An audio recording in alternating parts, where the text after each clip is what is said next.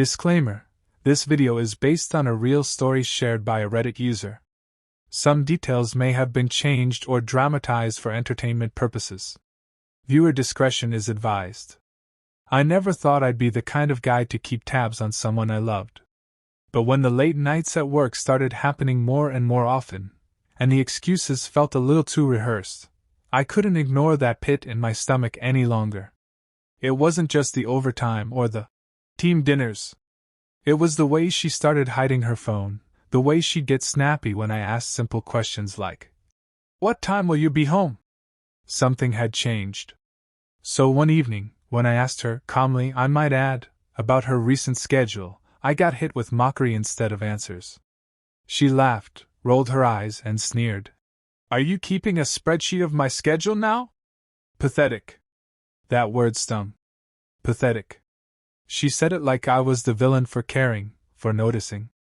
I didn't fight back. I just looked at her and said, "Good idea." And that's exactly what I did. I started keeping track. Not out of spite, but out of self-respect.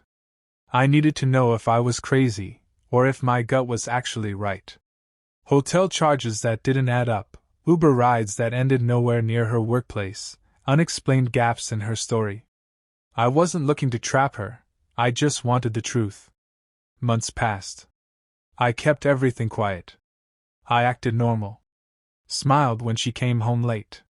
Didn't flinch when she said she was staying over at a coworker's because the meeting ran late. But all the while, that spreadsheet grew, quietly, neatly, full of dates, times, receipts, and rides. Then came the day I handed it all over. Not to her, but to my lawyer. The look on her face in that courtroom when she realized what I had done. Priceless. The same woman who mocked me for being pathetic was now trying to explain why half her week was spent across town, in hotels, with someone who definitely wasn't me. But that moment didn't bring me satisfaction. It brought clarity. And it was only the beginning. Because what happened next turned everything upside down. The courtroom wasn't where I ever pictured our relationship ending. But there we were, her on one side of the table, staring at a stack of documents she never expected to see, and me on the other, silent but steady. I didn't come to humiliate her. I came to defend myself. To show that I wasn't just some insecure guy jumping to conclusions. I had facts. I had proof. And deep down she knew it. We'd been married for 6 years. And for the first few, it was good, really good. We traveled, laughed, built a home together. I truly believed we were a team. But things started shifting after she got a promotion at work. That's when the late-night meetings started. At first, I was proud of her. She was finally getting the recognition she deserved. I supported her, celebrated her wins. But slowly, the woman I loved began turning into someone I barely recognized. She became distant. Cold. Her phone, once left face up on the counter, was now clutched like a secret. Passwords changed. Notifications hidden. I asked her if something was wrong, if work was getting to her. She brushed it off, always with a smile that didn't quite reach her eyes. "Just tired," she'd say. Or, "You're overthinking things." But it wasn't just in my head. Her energy was different. Her affection felt forced, like she was going through the motions. Conversations became one-sided. And that coworker? The one she always mentioned casually, like he was no big deal. He started showing up in more stories. Group projects. Conference trips. Last-minute dinners. Every time I heard his name, a knot tightened in my stomach. I remember the night she came home late, again, and I'd cooked dinner. She walked in, saw the candles, and looked annoyed. Not guilty. Not surprised. Just irritated, like I was an inconvenience. That was the night I knew I couldn't ignore the signs anymore. That was the night she called me pathetic. And that word didn't just hurt, it flipped a switch in me. I still remember entering every receipt into that spreadsheet. Every Uber ride, every charge from hotels she claimed were for work. And with every row I filled, I felt the truth harden in front of me. But there was still one piece of the puzzle missing, one thing I hadn't figured out yet. The more I dug, the more things started clicking into place. Her schedule, her mood swings, the way she suddenly cared so much about her appearance before work meetings, it all lined up a little too well. Still, a part of me kept hoping there was some other explanation, something less painful than what the evidence was screaming. But the numbers didn't lie. The hotel stays were always on the same nights she claimed she was working late. Uber rides ended at the same address. His address. What made it worse was the way she carried on like nothing was happening. She'd laugh at my jokes during breakfast, scroll through her phone while pretending to listen, kiss me goodbye like everything was normal. And I'd play along, pretending I didn't know. But the truth was, it was eating me alive. Not just the betrayal, but the performance. Every day felt like I was living with a stranger. What I didn't expect, though, was how deeply this would affect people around us. Her sister noticed something was off, asked me if we were okay. I lied, of course. Said things were just stressful with work. Even our mutual friends began asking why we'd stopped coming to events together. I made excuses. She didn't bother. She was always too busy.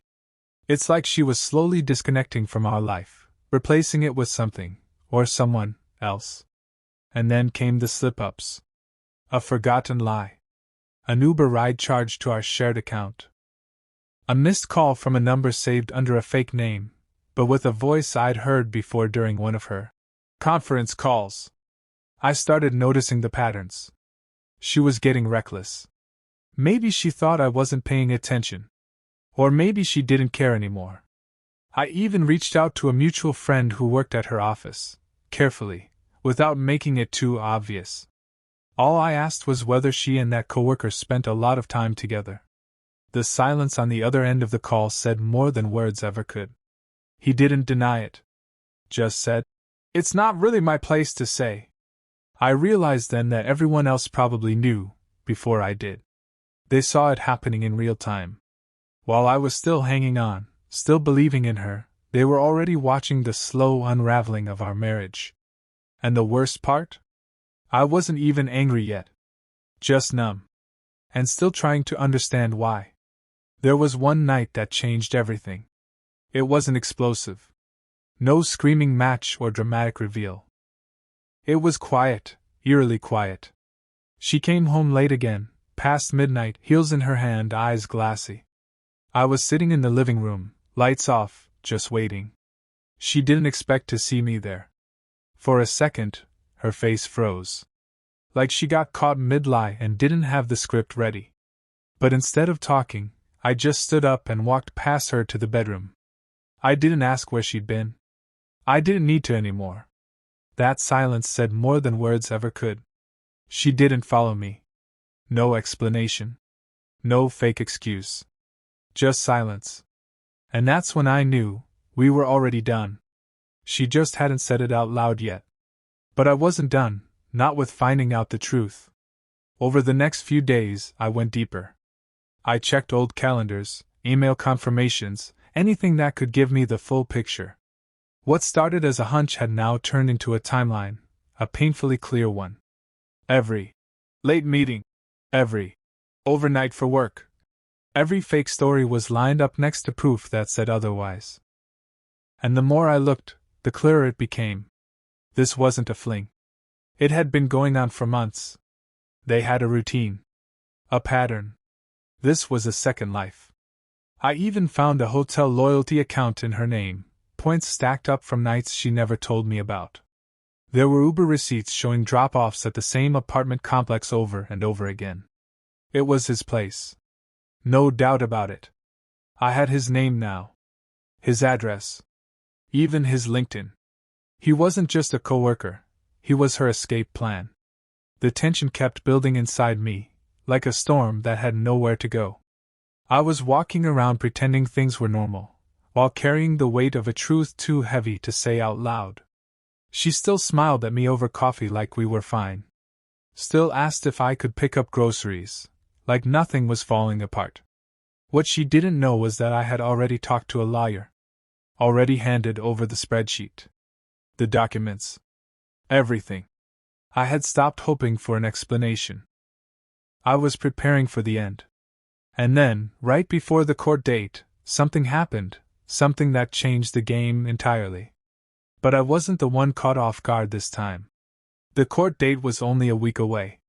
I'd played it cool the entire time, no accusations, no emotional outbursts. Just quiet distance. But while I thought I had all the cards, something unexpected landed in my inbox. An anonymous email. No subject line. Just a link, and a message that read, "Thought you should know the full story before court." I hesitated. Could have been spam. A prank. But curiosity got the better of me. I clicked it. What opened was a folder of screenshots, messages between her and him. Not just flirty texts or hotel plans, but something worse. Conversations about me. About how clueless I was. How she was stringing things along until she could get the house and the divorce.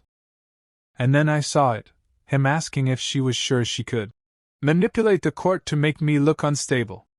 Her reply? A laughing emoji followed by, "He's already paranoid." Easy. That broke something in me. All the doubts I'd buried, all the guilt I carried for tracking her movements, for not trusting her sooner, they evaporated. This wasn't just betrayal. This was calculated. Cruel. She wasn't just having an affair. She was trying to flip the narrative, make me out to be the problem. And that's when I realized, the spreadsheet wasn't just evidence, it was my shield. The very thing she mocked might be the reason her entire plan falls apart. But the twist didn't stop there. As I kept scrolling, I found more. Photos. Not just of her and him, but of her and someone else. A third person. Different setting. Different city. These weren't from the recent months, they were older. From before the affair I already knew about. Another man. Another secret. This wasn't a one-time thing. This was a pattern. A habit. And I'd only scratched the surface. The woman I thought I married wasn't just unfaithful, she was living a double life. Or maybe triple. And suddenly, court wasn't just about the divorce anymore. It was about exposing the truth, not for revenge, but to finally break free from the lies. I printed everything. Filed it alongside the spreadsheet. My lawyer's tone shifted the moment he saw the messages. We weren't on defense anymore. We were going in with everything. And she had no idea what was waiting for her. The courtroom felt colder than I expected. Maybe it was the silence, or maybe just the weight of what was about to come out. She walked in with that same calm face she'd worn through every lie, cool, composed, even a little smug. She thought she still had control. That she'd walk away with the house, the sympathy, maybe even some kind of twisted moral victory. But the moment my lawyer began speaking, her expression changed. Slowly. He started simple, presenting the spreadsheet, the receipts, the Uber logs. She tried to laugh it off at first, brushing it aside like it was a petty act of jealousy. The judge didn't laugh. No one did. Then came the screenshots. The texts. The emails. Every word she thought she could hide came back in black and white. The courtroom grew quiet, heavy.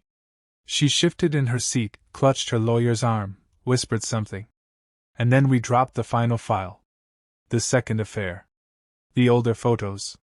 The name of the other man she thought no one would ever find out about. That was when the last layer of her mask fell. Her face turned pale. Her lawyer looked blindsided. I almost felt sorry for her, for a moment.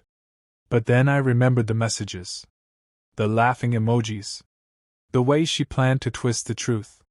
She tried to speak, tried to spin it, explain it, downplay it, but the evidence spoke louder. The judge stopped her. Said it was clear there was a pattern of deception. That phrase hit hard.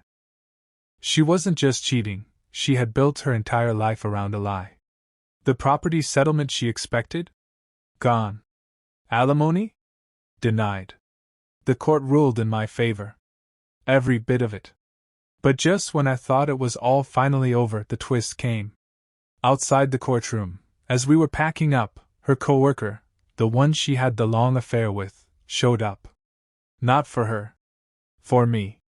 He walked over, eyes tired, and said, "She told me you didn't care. That you were abusive. I didn't know any of this." He looked like a man who realized he'd been played, too. Turns out, I wasn't the only one she lied to. He wasn't her escape plan, he was her next victim. And as he walked away, shaking his head, I realized something I hadn't seen until that moment. After that day in court, everything felt still. Not peaceful, not right away, but quiet.